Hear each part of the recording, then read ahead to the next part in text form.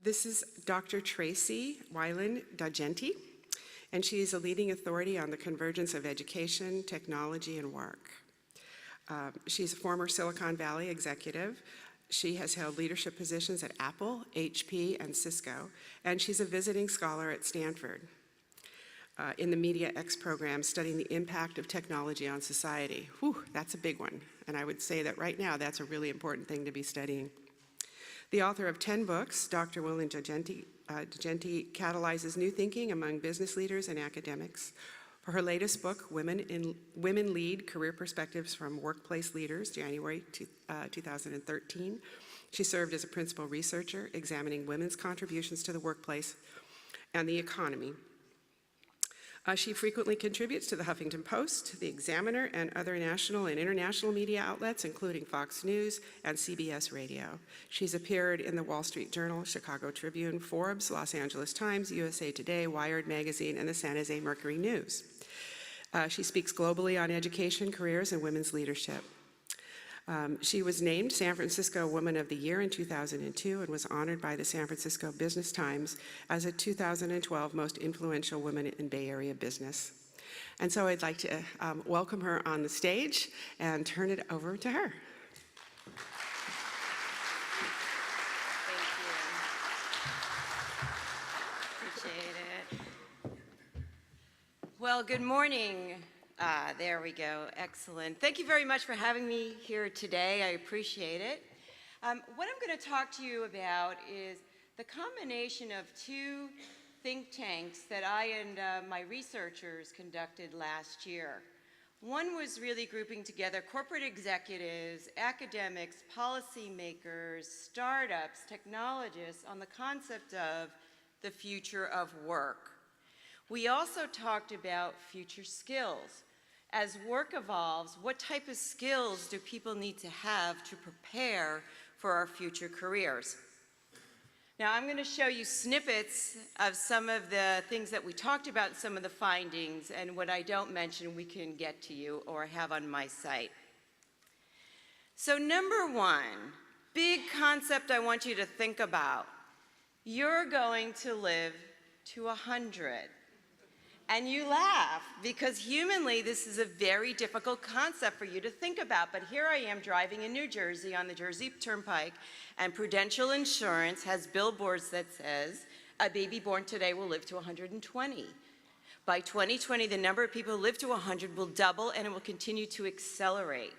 It is a reality. In fact, in my current research study, which I asked women who live right now longer than men, what does it mean to you if I said to you, you're going to live to 100?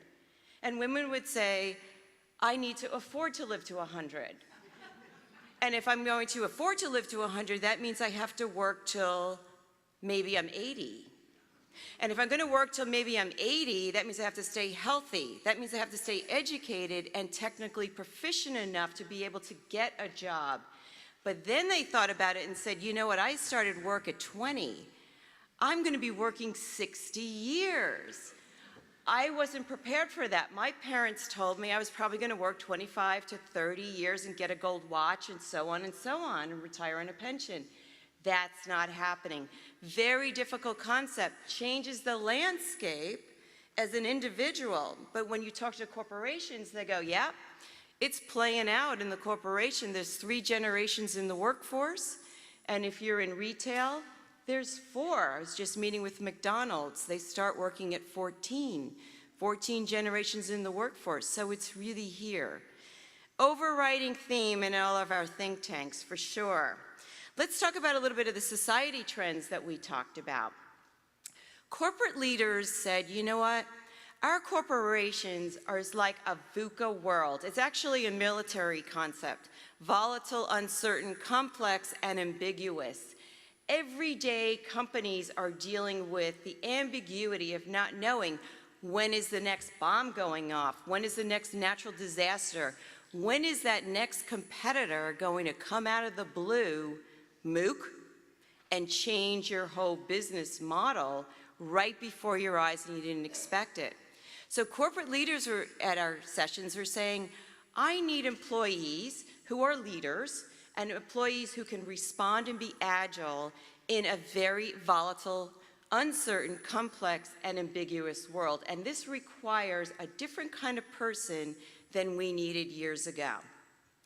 Globally connected world, another concept, and we had both firms at our think tank, eBay to Odesk. eBay, you today, and I have, opened up a storefront on eBay in less than 2 hours and have taken global currency. It is very easy today, compared to the past, to have a global business. The internet has really changed the landscape. That's very exciting as a corporate person because you can go global in seconds. But let's look at the flip side, Odesk.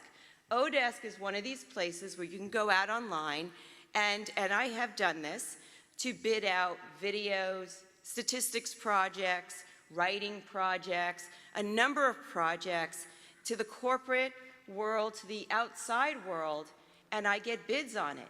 And sometimes it's for $2 an hour from very smart people. So it has changed now the way that we get talent.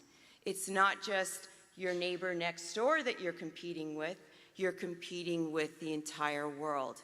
Another big shift. Technology-oriented world. We are a computational world. I read a statistic that today your brain is trying to absorb the amount of data equivalent to 174 newspapers. That requires new skills, cognitive load management. How do I sort and understand what's important and what's not important, especially today, because you have so much stuff coming at you you don't really know anymore. And the data is accelerating. So this impacts work. The concept of superstructing, the new office landscape. So what does work look like today? Well, you probably hear about Google and Facebook and Apple, places which are near me, that have mega campuses that are trying to take the talent and bring you in so you can collaborate, innovate, and converge, right? All your great thoughts together. But then you have people like Cisco, Pricewaterhouse, consulting firms, IBM saying, go out, telecommute, connect with the customer, use the technology to come in. And then you have startups who say, I don't need brick and mortar, I can go down to Starbucks and start up there because I can because of so much technology. So even the way that work looks or how we produce has changed. The concept was called superstructing. Skills. We're not going to have time to go through all of the skills. And by the way, there was 9 forces that changed the nature of work, and I just went through about 4. There's 10 skills, and I'm going to talk to you about a couple of the skills.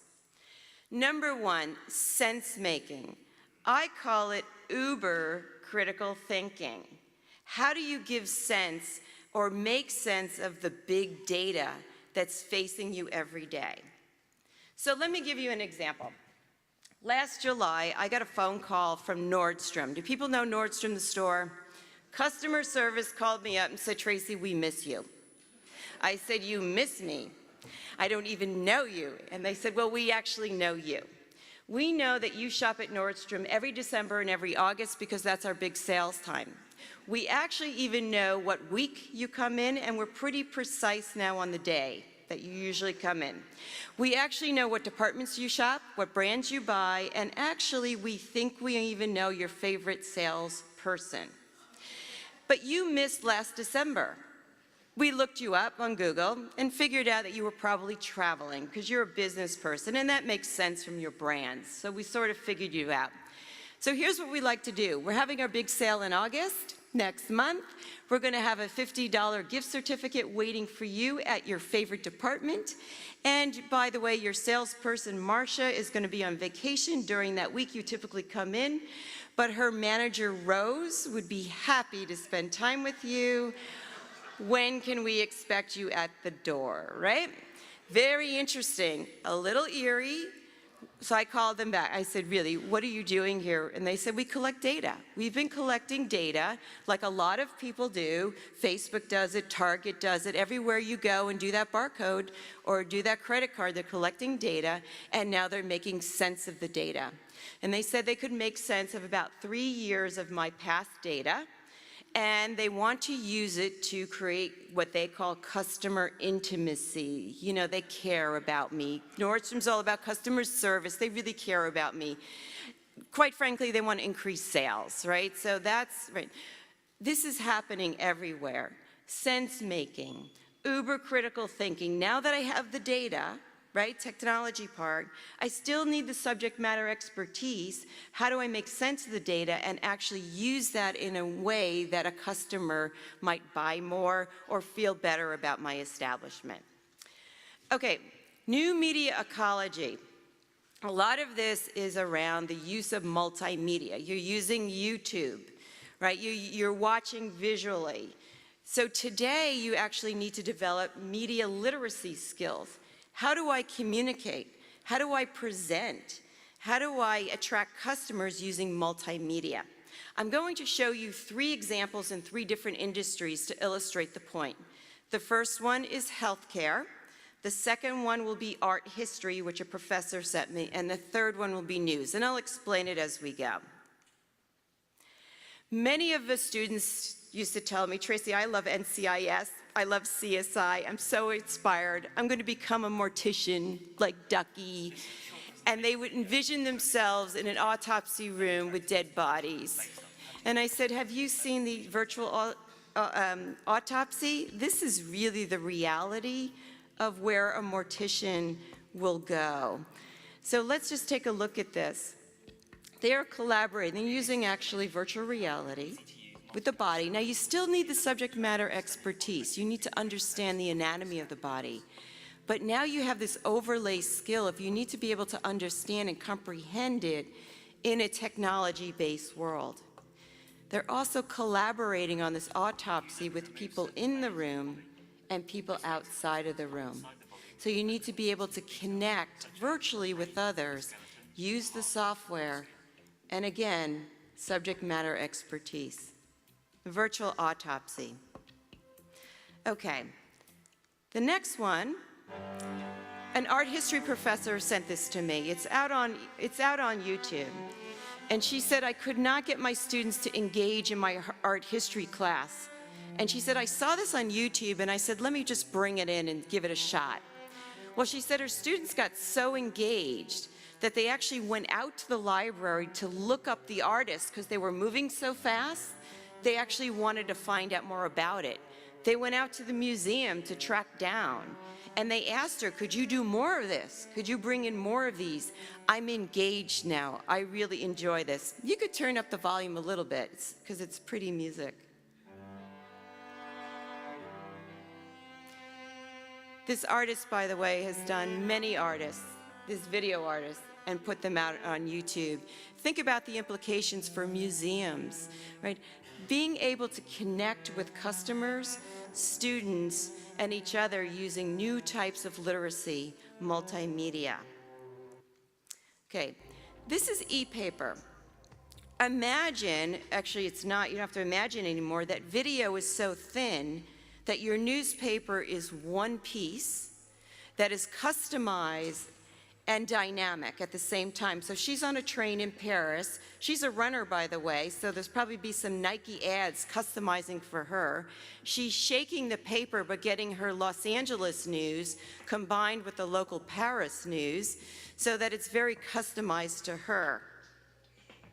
Being able to walk into labs in Silicon Valley and see how thin paper and video is getting. I mean, just think about your tablets. They're getting thinner and thinner and thinner. So even the media itself has transformed. As you know, right, Newsweek doesn't even print anymore. Everything's online using multimedia, and the papers have changed as well. New media literacy, 3 examples: healthcare, teaching in museums, and the media industry. Okay, cross-cultural competency. This is another skill that was discussed. and was discussed in terms of how it used to be and what it's like today. So let me just talk about cross-cultural competency as it used to be.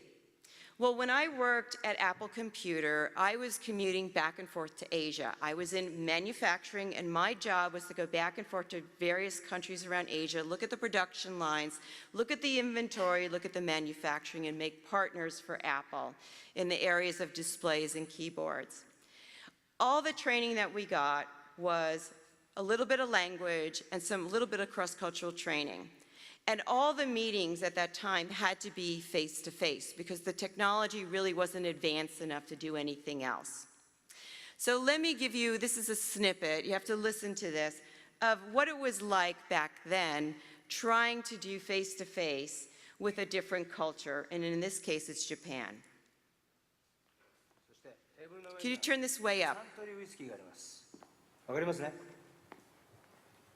感情を込めてゆっくりとカメラを見て優しく、そしてあなたの古い友達に会うように言ってください。カサブランカのボギーのように君の瞳に乾杯。サントリータイム。He wants you to turn, look in camera. Okay? That's all he said? Yes. Turn to camera. All right, does he want me to turn from the right or turn from the left?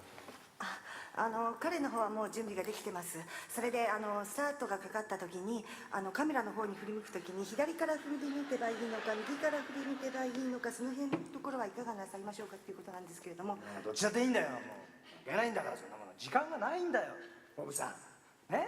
だからもう早くあなたもうテンション上げてカメラ見てカメラ目線でゆっくりとねパッションがカメラ目にはパッションだよ。分かった？ And with intensity. Okay? Is that everything? I mean, it seemed like he said quite a bit more than that. Okay, so you get the point. So that's, and you still feel that when you go to different countries. So let me just touch on the cultural kind of training that we used to get. So here I was at Apple Computer going back and forth to Japan. And we would have very large teams working on manufacturing lines. And you know, the Apple t-shirt was very popular then as it is now, except back then we're much older, it had many colors, right, than compared to now. So we said, why don't we bring over a whole bunch of t-shirts? You know, this could be a really interesting gift. And for everyone who works there are very large teams, but there's hundreds of them. So why don't we just ship them over and hand them out when we get there? And that's what we did. Ship them over, we get there, we go to the boardroom, there's our big brown boxes full of t-shirts. I was so excited that they were there. We called everybody in off the floor and started to hand them out and said, thank you so much for all your hard work. And people were very happy. In fact, we went down to the manufacturing line that afternoon and they were wearing the t-shirts. And we said, good going. We picked out a good thing to give them. Well, the next morning we went down and did our manufacturing line walks again, looked at the inventory, checked in on the staff, and they were wearing the t-shirts again. And we said, well, okay, we just gave it to you yesterday. Maybe that's not such a big deal. It's a little weird, but okay, they like the shirts. Well, the third day we go down and do the same thing, looking at the inventory lines and walking up and down to meet the staff, and they're wearing the t-shirts again.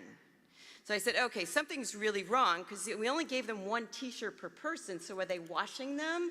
How are they doing this? So we said, okay, everybody back up and bring them back into the conference room. We were so excited that you love these t-shirts. We're so happy that you are enjoying the gifts that we brought. And the head of the plant said to me, gifts? We thought these were uniforms.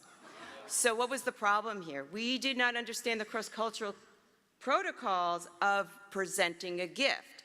It should have been wrapped, it should have had a gift-giving ceremony, there should have been a certain way that we identified that what we were bringing was a gift, and without that, they thought it was a uniform. So we learned a lot. Now, let's fast forward. Here I am at Cisco Systems, right, years later using lots of technology. And Cisco says, yep, we do a lot of international business. That's what I was doing there, international manufacturing.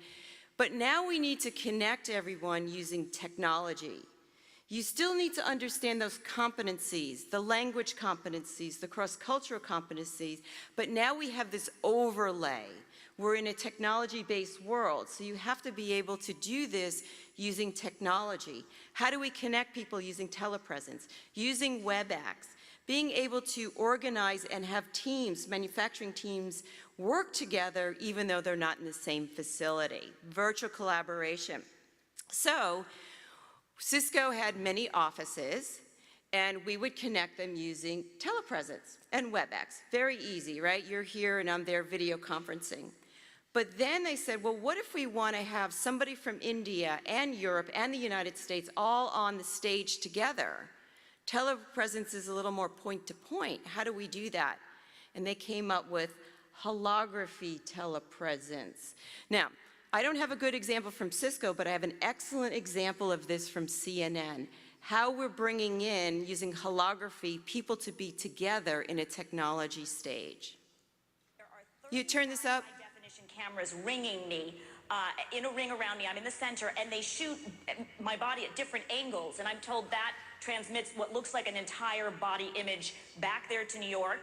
These cameras, I'm told, talk to the cameras in New York, so they move and they know when to move when the cameras in New York move.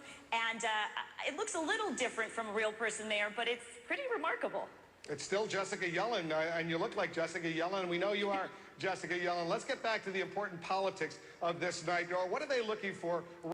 Okay, so the example is that you still need to have those core skills. Nothing goes away with the core skills, but now you need to be able to translate these skills in a technology-based world. This is a picture I took. I was at Stanford. There's the AnyBot. The AnyBot is a robot with telepresence in the head, and the person who is in the AnyBot is actually sitting, could be sitting in India, could be sitting in Chicago. It doesn't matter. You check into the AnyBot. You move the AnyBot, so Susan was in the AnyBot sitting with me at the table.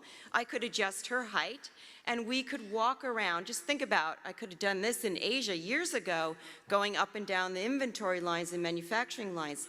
The AnyBot has implications, you know, just think about it for medical, remote patients, being able to walk and participate in meetings, teachers, being able to teach a class from a remote location.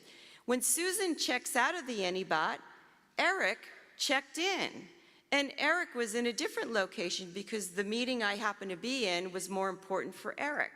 So you can have these robots combined with telepresence being able to transport you to any kind of meeting. Fascinating, and they're actually pretty reasonable. A lot of these robotics now are very reasonable. Let me do novel and adaptive thinking. Novel and adaptive thinking is being able to add in a layer of creative thinking or new thinking to existing technologies. So let me give you an example. Okay, can you move it ahead for me then? Thank you. So out in Silicon Valley, IBM has a big facility at Almaden. And they have, you probably heard of Watson. And Watson is a supercomputer that uses artificial intelligence and adaptive technologies to basically play Jeopardy.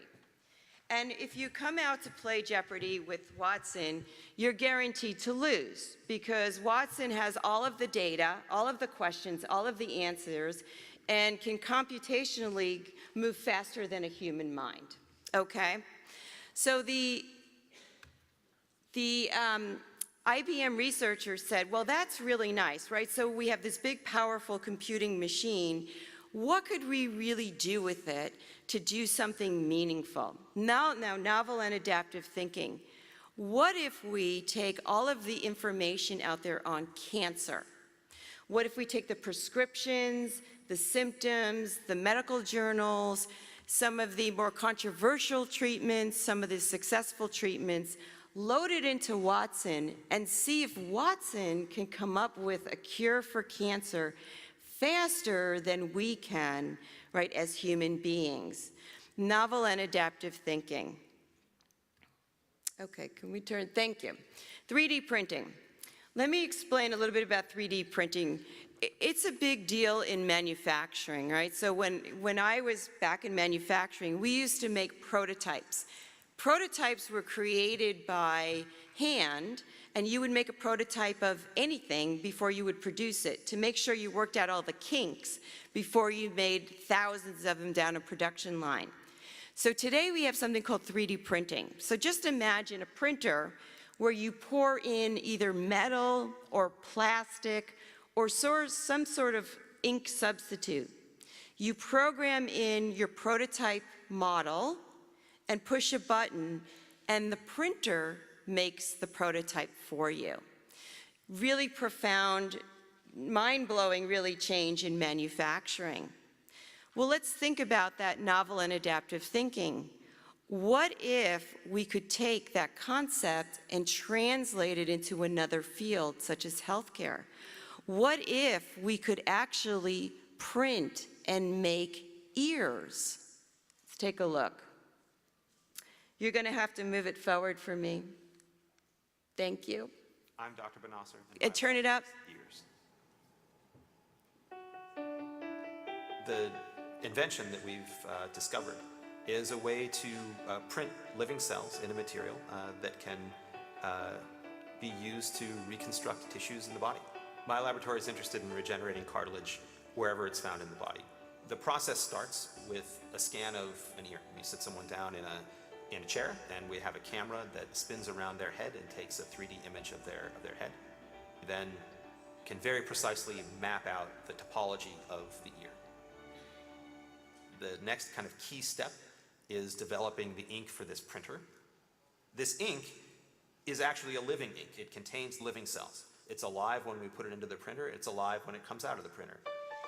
The real power of the printing technique is that it can be used to make geometries that you just can't make with any other technique. You can make parts with holes in them. We can layer and cover and put different cells next to each other to create really the complex organs that make up our bodies. And after 2 months in an incubator, the tissue fills in and looks white, just like real cartilage. The implants that we're making are not rubber or plastic. They are alive. They grow inside the body or out. And this has a whole host of advantages over conventional technology. The body accepts these materials like it's part of the body because it is. Our long-term goals are to change the way that clinicians practice, to give them the next generation of implants that will be more successful, more like real tissue that will last in the body for decades. Pretty profound, right? Fascinating on what we can do is new technologies, subject matter expertise, and really change the landscape of the future. I'd like to talk to you a little bit about cars, because when I grew up, a car had 4 wheels and we changed the oil, and that was about it. Today, if you look at the cars, on the top left is a Nano, which is a very inexpensive car. You see a very expensive car like the Bugatti. You see an electric car. You see a hybrid car. And down on the right, you see the robotic car, which Google and Toyota have come out with. So cars have really changed quite a bit. Cars have become so complicated, actually General Motors has a call center for us. You don't know how to start your car, you can't turn it on, can't use your GPS. Our cars have basically become mobile devices and computers on wheels. It's a much more technological way of driving. In fact, you probably can't even change the oil on your car anymore because it's just too complicated. So our world, even down to the car, has gotten very technology advanced. But you know what? Also, how you repair a car has changed too. So if your students are thinking about being an auto mechanic, tell them to think again. This is from BMW. This is how you repair cars that are very advanced and sophisticated. This gentleman is wearing the equivalent of like a Google goggles, right? And it's using augmented virtual reality to be able to see the inside interior of the car. The goggles are talking to him.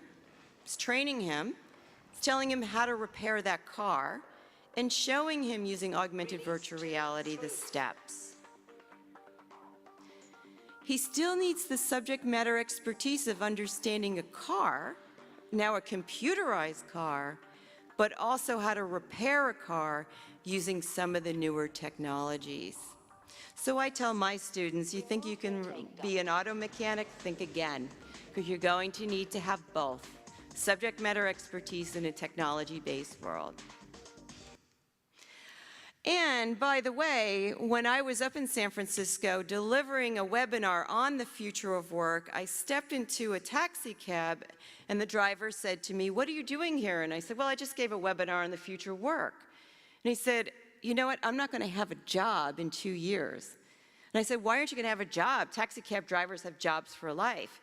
He said, "Google applied for permits in Las Vegas and San Francisco. They want their robotic cars to replace all of the taxi drivers." And I thought about it and I said, well, you know, it is safer, really. I am always driving with these taxi drivers who are either falling asleep on the road, eating, texting, or phoning. And then, you know, you have drunk drivers. And then, of course, you have people who are handicapped, opening up the opportunity for them to drive.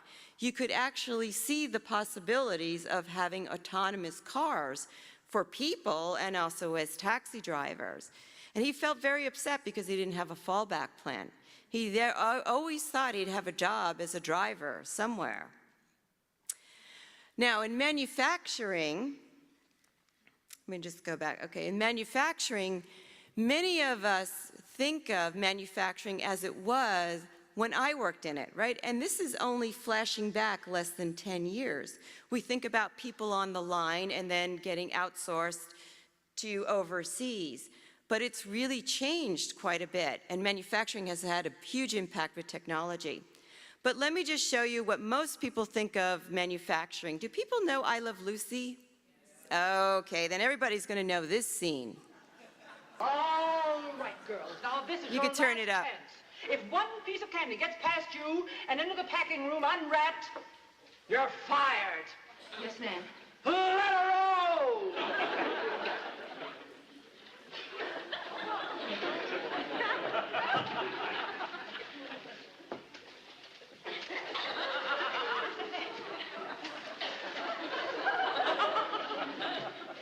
Oh, this is easier. Yeah, we can handle this, okay?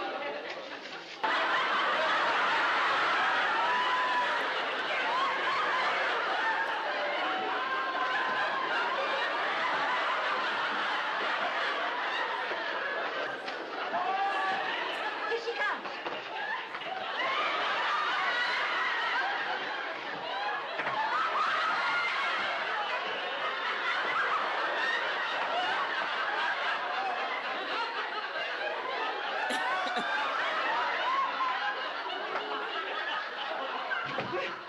Fine, you're doing splendidly. Speed it up a little! So in actuality, a lot of people still imagine that manufacturing's like that, maybe to a disservice, because they think that that's what the job is. This is Baxter. Baxter is about $35,000, made in the United States, becoming very popular, doing all the same things that Lucy and Ethel do on the chocolate line. And Baxter doesn't need to eat, he doesn't need to sleep. In fact, his face has lots of personality. You can see when he's happy, when he's sad. But this is really where manufacturing is going. You know, I travel a lot, so on the plane I always watch these documentaries, and the Mini, I was learning, is made in these mega factories, 90% of it by robotics. There's really only 10% of the human touch. So manufacturing has had the major impact with technology as well.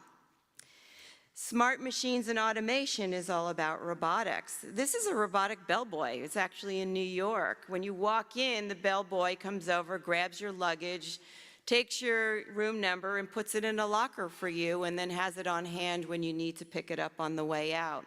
So no job will be untouched by some sort of technology. A gentleman who was a bellboy, who was concerned about his own job, recast his skills so that he could operate the firms that actually make the robotic bellboys, because he had the subject matter expertise and realized that it was moving into a technology-based world. And if you ever thought that the hairdresser or the barber was off limits, well, there's robotic barbers as well.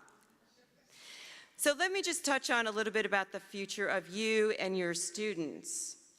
I call it today your career adventure, because let's face it, you're living to 100, and you young ones up front, 120. So you really have a long work span and an adventure ahead of you. In fact, if you look over on the left, that's about how much time students leaving college spend career planning. That's an hour and a half a year. If you look over on the right, that's 2,700 plus hours. That's how much time they spend sleeping. So why do I make a point of comparing those two data points? Well, you spend about a third of your life working and a third of your life sleeping and about a third of your life doing everything else. So maybe career planning and career development should spend more time with it. In fact, when I looked at when I graduated college, there were about 20,000, 25,000 different jobs and occupations listed. Today, there's over 35,000 jobs and occupations listed by the BLS, and we know that number is going to increase dramatically. So how do you grapple with the number of jobs that are exponentially increasing, and how do we cope? And how do we plan our careers? My suggestion, which I give to students and adults, is to start thinking about your life instead of the terms of a career is about you. You are a product, you are a service. You need to think about how you're going to take, in my case, Tracey Wilen is going to get me to 100. How is she going to fund it? How am I going to keep this product vibrant? How am I going to have it generate income, keep it educated, skills, and technology proficient so that I can actually fund myself to 100? My suggestion is, instead of looking in terms of one long career, start looking at it by decades. What are you going to do in your 20s, your 30s, your 40s, your 50s, your 60s, your 70s, your 80s, your 90s, and your 100s. It sort of helps you see the longer goal and how you need to make shorter objectives. I'm going to stop here. I want to thank you very much for spending part of your morning with me. I hope that something was useful for you, your colleges, and your students. Thank you.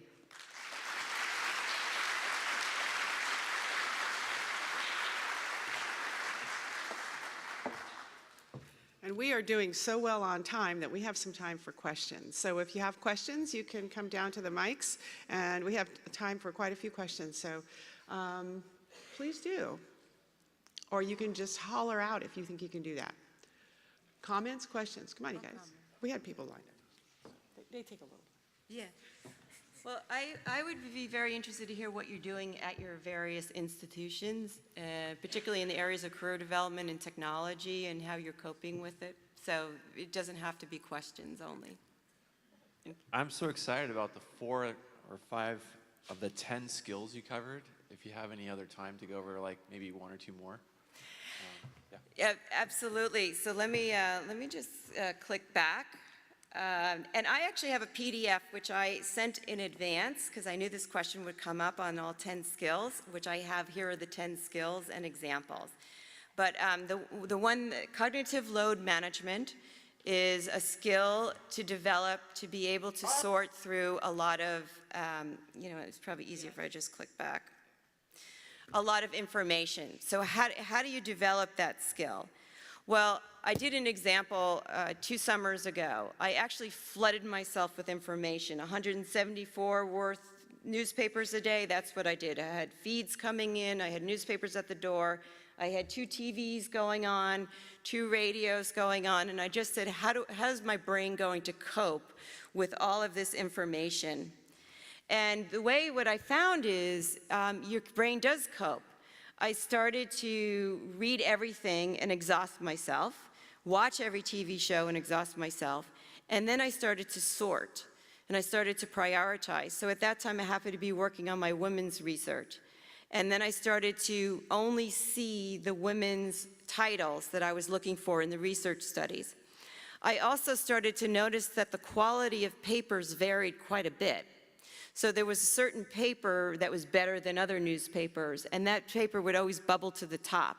And then I also noticed that I would start to throw out sections or tune out radio shows that just didn't have the quality of information I want. So cognitive load management, it's the way of moving through a lot of data.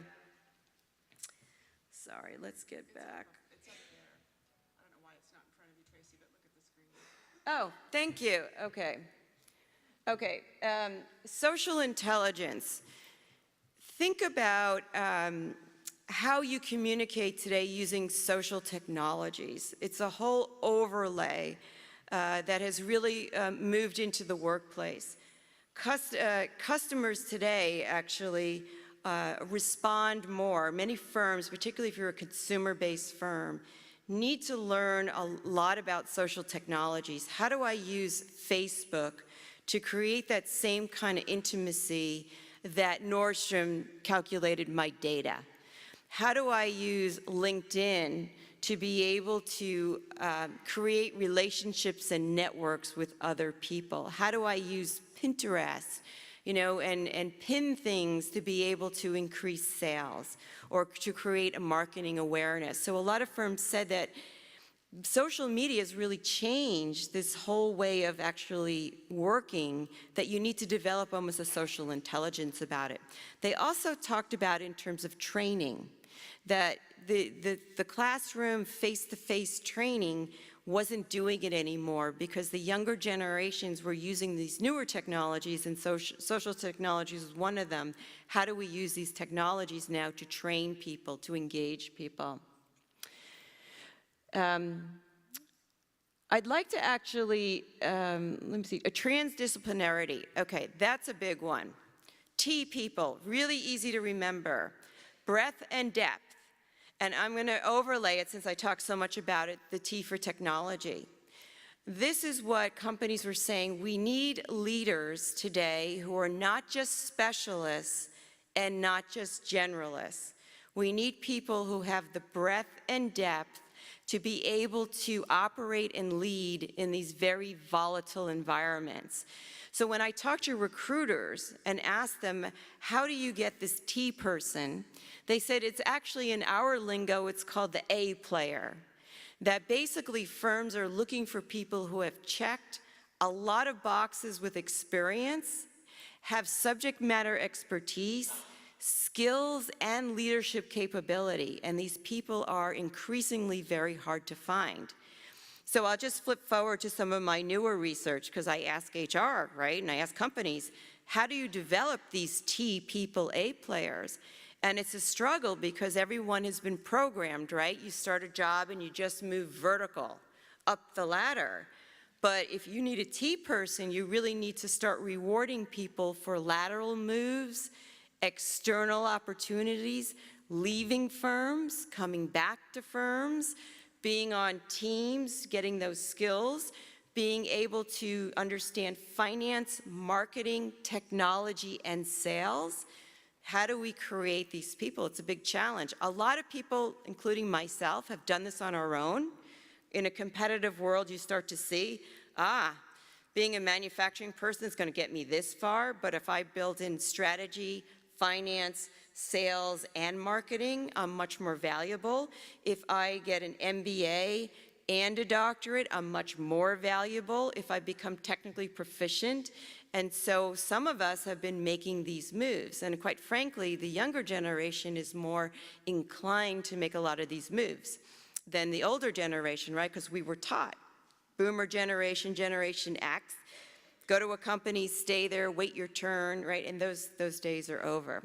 So the T person was actually a very big concept. I want to go back to sense making because I gave you a data example, but let me just give you a healthcare example because it might resonate with you. Years ago, my mother-in-law, who lives on the East Coast, so I didn't really see her, had a lot of symptoms. And she would go to the doctor and say, you know, I have headaches. And the doctor would run a test and say, okay, well, maybe you have migraine headaches, and here's the medicine for it. And the headaches didn't go away. And then she said, well, now, Tracey, I have a headache and my eyes are blurry. So then they write, you go to the eye doctor. And the eye doctor would say, oh, you know, you're older, right? Because she's in her 60s or 70s. You probably need a new prescription. And so that's what they did. And then she called me back. And she said, now I have a headache, and my vision isn't working, and now I have tingling. So I said, you know what, why don't you go to a neurologist, right? Something's up here, it's kind of odd. So she went to the neurologist, and the neurologist said, bring all your tests with you. and I'll do my own tests as well. And the neurologist sat down and looked at the vision test and looked at the headache test and did his own tests, and then said, I have a sense, because I've seen a lot of patients, that I actually think you might have a brain tumor. It's from the experience of seeing a lot of patients combined with the ability to read the tests. And then he gave her an MRI, and there was the big old brain tumor, which she's fine today, and they got it out. But sense making can also mean taking the data, which is so important in technology, but also having that human experience. And I think you as professors and teachers understand that very well. You can look at the test and the answers, but then you've seen those students and you know their profiles very well. Design mindset. Steelcase, if you know, you probably have a lot of their equipment in your schools. They design desks, chairs, office equipment, school equipment. Steelcase really was very vocal about this whole way that you have to actually redesign your environments to increase productivity. So instead of, maybe this is not the best setup for an auditorium, right? Maybe if you were thinking about having a collaborative discussion, maybe we should have designed this with a center and some alternative stages for sessions. In a healthcare environment, is the doctor's office really, is that how you want to design it these days? Or maybe you want to have more integration with the patient in many steps. Same thing in an office. Should we design it so there's no desks, no walls, so people collaborate more? So the whole idea of designing an environment to increase the productivity of the activity that you'd like to have there. And it varies by industry and it varies by profession. I can't see that far. I think I got them all. Did I get them all? I think so. And I sent the PDF so you can go through them. And if you need the full report, it's actually at the Institute for the Future, because that's where we created and hosted the think tanks, and it's on their website as well and in depth. And then if we need to get your report, we'll get you that too. Okay.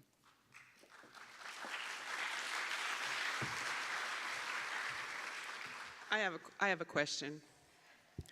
And it comes from the experience of working with a lot of online teachers and a lot of offline teachers too, people who are looking at what's going on today, particularly, you know, we're dealing with these massive classes and also just generally online and using a lot of technology, and they're fearful of, and it's not you guys, I don't think, but it's the folks at home who haven't tried teaching online and aren't too sure about it, and we're talking about flipped classrooms, and we're talking about, changing the teaching paradigm from how we were taught to, the kids that are coming up, and folks are afraid.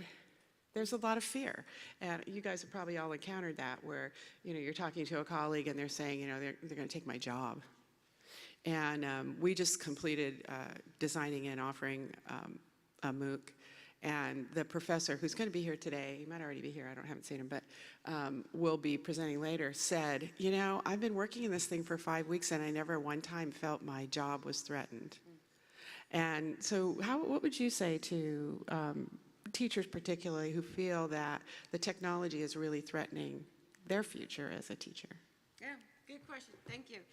So these presentations that I do, by the way, were inspired from my students. So I taught for over 16 years, adult and evening bachelor and MBA classes. And it was always after work, and I was tired, my students were tired, and they would fall asleep, and I pretty much was pretty beat too.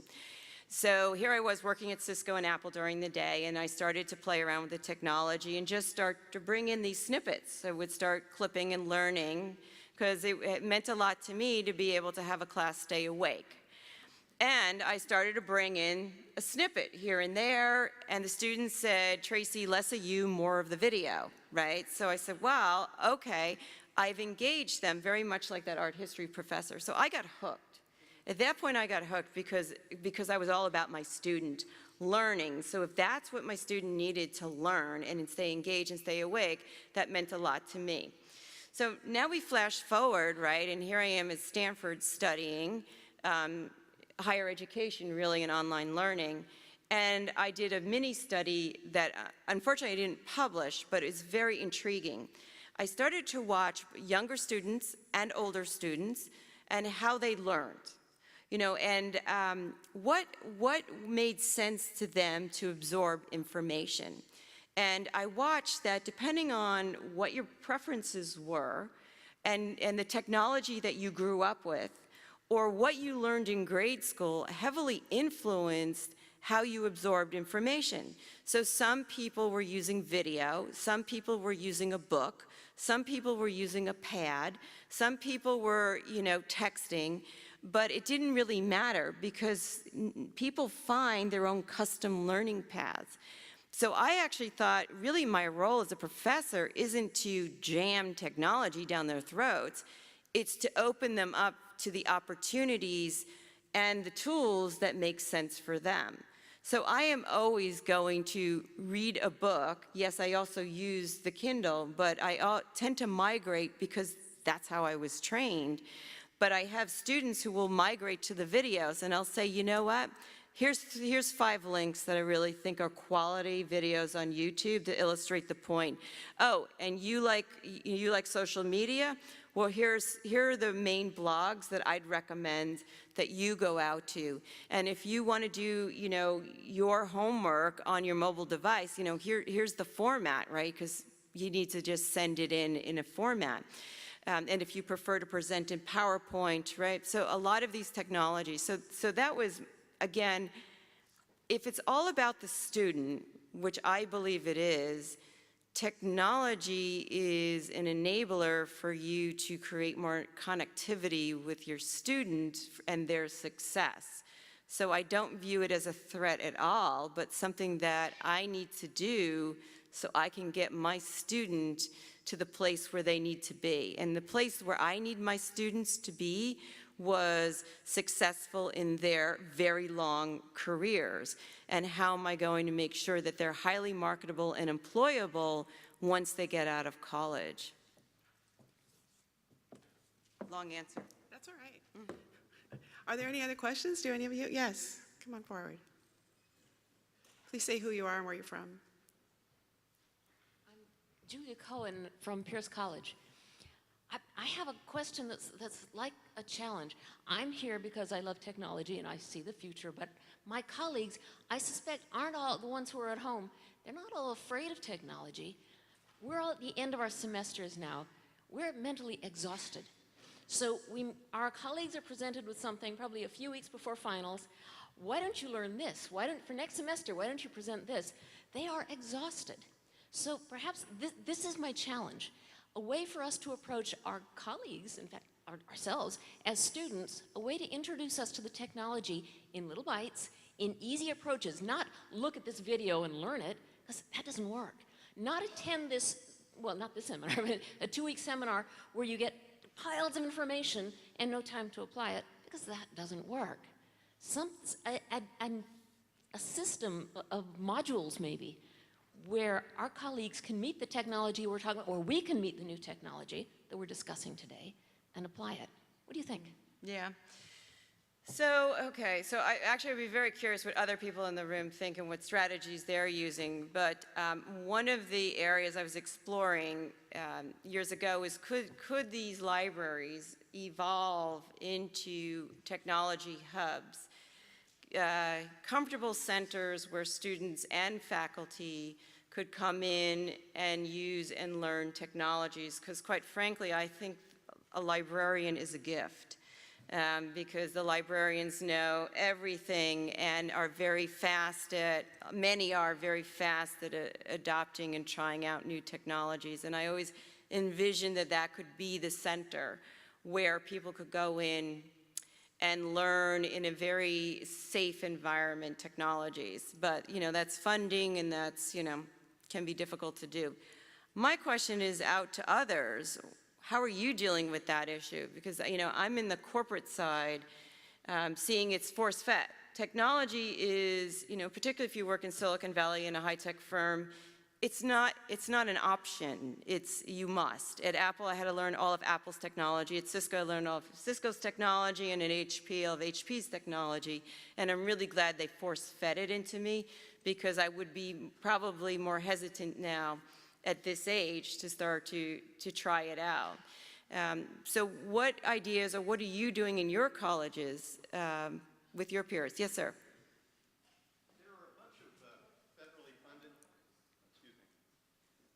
I'm Steve Linthicum from Sierra College, and there are a number of federally funded opportunities for us as instructors that are not advertised very well. There's the MP ICT up in San Francisco. There's the CSSIA. It's in the Midwest. There's Baytech, which is out of the East Coast. And they have opportunities both online and on ground. For example, Baytech, at the end of July, the beginning of August, they're covering $1,500 in travel expenses for me to go back and take a SharePoint class. And last week or the week before, I took a class down here with MPEC, and they provided the travel expenses. So there are opportunities, it's just they're not well advertised. And you have to use Google, and you have to go out and find them for us. And that to me is a challenge. Not because I can find it, but there are seats that go empty because faculty are not apprised of these sorts of benefits. Right, no, that makes sense. Thank you for sharing that. Another thing is what I do is Microsoft stores near me, they opened up. It's $100 a year for 52 hours of one-on-one tutoring. So I do that. So you go once a week and you get a private session for an hour to anything on Microsoft. Apple, as you know, has classes. And so do the Sony stores, and so do the phone places. And that's free, pretty much free. Go ahead. Hi, Debbie Macon, Norco College. I just mostly have a comment and also a question. Our school does a lot. We're a smaller college, and we do try to do a lot of training in-house, but they can only send one person to something like this, whereas we probably needed to send probably about 7 or 8. Do you have any suggestions on how to help with costs also with some of this wonderful technology like the Any robot? I can't imagine affording anything like that. The costs of this technology for colleges to absorb. I mean, we experience this every time we want to get a new kind of program for distance ed. Like, oh, do we go to Moodle? Well, that might be more expensive. Well, let's try and get the Blackboard version, which might be less expensive. Any suggestions on how we handle the costs of this in public education? Because my concern is we will see the private side doing well because they have a lot more money than the public side. Okay. So my sense is that the answers are probably in the audience, but I'm curious, do you have exchanges or internships with companies that use technology so that the students can actually, for credit, be able to go in and learn and experience the technologies firsthand? Is that something that's popular or not popular? It's possible. Out there.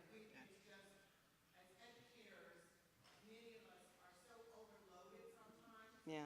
But establishing advisory committees and then actually working with industry to provide those opportunities to students, they are there. Yeah. It takes time to develop and cultivate those relationships. I understand.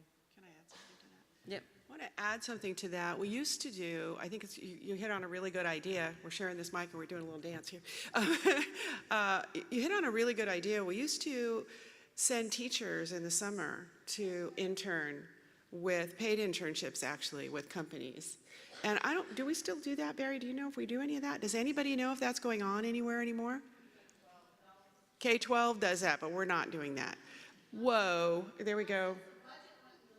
Yeah, the budget's always a problem, but you know, we have people in our forces, in our colleges who are really smart, I think, and they know a lot of things that could be useful. I mean, we're actually training people to move into some of these businesses that maybe we aren't completely aware of them changing. And I know that in our career tech advisory committees, we get that information, but it isn't as good probably as if we went out and actually experienced that, started doing that again, and particularly in the areas of high tech for stuff like we're doing with distance ed.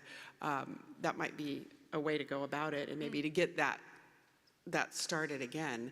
I think what you were talking about was trying to get to those people who don't recognize the shift, who won't recognize the shift, and trying to encourage them to see that things have changed, and they have not. The people have not. Yes, sir. Yeah, Sean Landers, I'm Cuesta College, and thank you. That was a nice segue back to what I was going to address. The open question about, what about the faculty that don't know about the technology or are reluctant to embrace the technology, and how do you, impart that?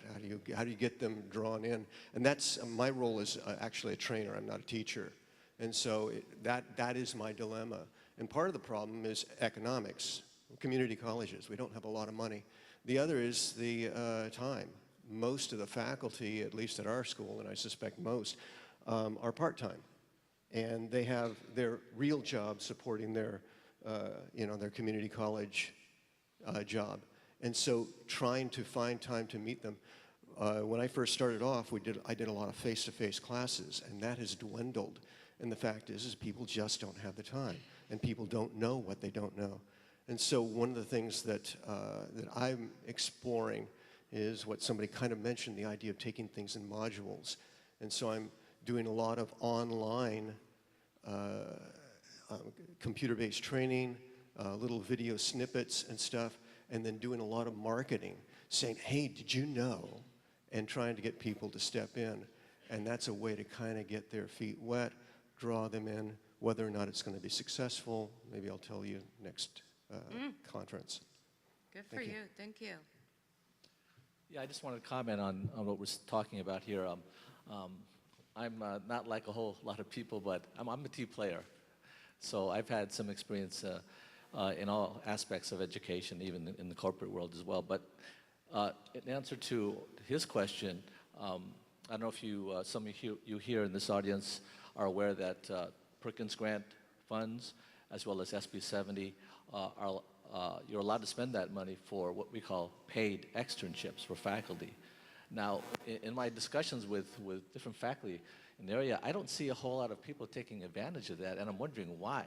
I know, as the lady said earlier, as the gentleman said here, faculty, I understand, don't have a whole lot of time, and at the end of the semester, they're really beat, and they like to take their vacations in the summer, like many are doing probably right now.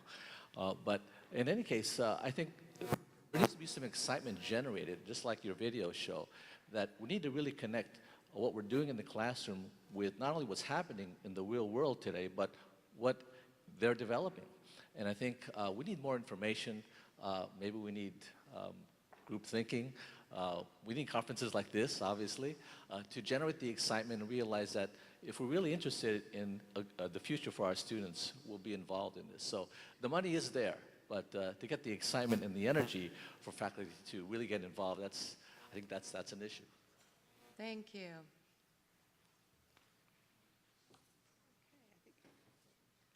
You need to be at the mic if you want to ask a question, so that the people who are seeing the recording can hear you. Okay, this will be the last one.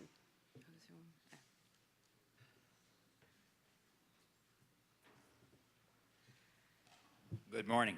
I'm T.L. Brink from Crafton Hills College, and I wanted to get your reaction to free open source materials.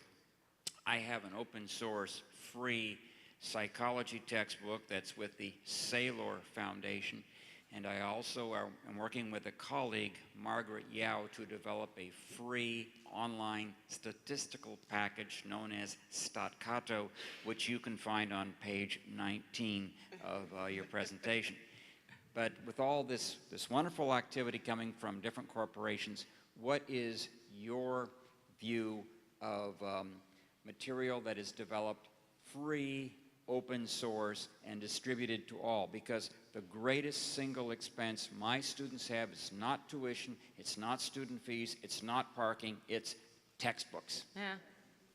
Yeah. Yeah, so my view is this is why I love the librarians. If we can help students understand how to qualify quality information, I don't really feel that students have to be bound to a textbook unless it's so critical for one of the key exams or entry exams, right? So if there's certain protocols on how to learn math. Most of the courses that I taught, particularly at the MBA level and all the MBA level, would be more current materials, because the materials out in the market have to be just, you need current leadership thinking or strategy thinking. So I personally don't have any issues with open source. I think it's more of making sure that the students have the skills to be able to discern between what Lady Gaga says and, you know, a theorist has to say, and being able to evaluate information objectively and critically so that they know what's right or wrong. And that to me is, you know, one of the, whenever I have a class, I would always bring the librarian day one to explain this. You got to. So, yeah, thank you. That's fantastic. Thank you, Tracey. We're very happy to have you with us. Thank you. I appreciate it.